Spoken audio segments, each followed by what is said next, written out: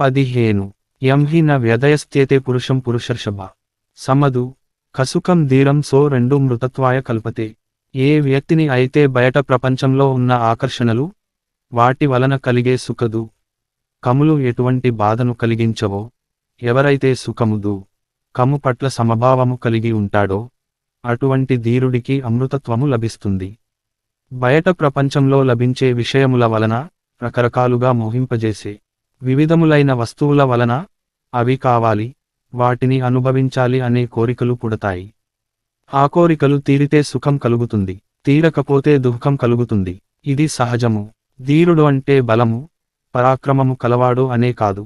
ప్రాపంచిక విషయములకు, విషయ సుఖాలకు, కామకోరికలకు చలించని వాడు, వాటి వైపు ఆకర్షింపబడని వాడు, ప్రాపంచిక విషయముల వెంట పరుగెత్తని వాడు, వాడే నిజమైన ధీరుడు. అటువంటి వాడికి కోరిక తీరినందు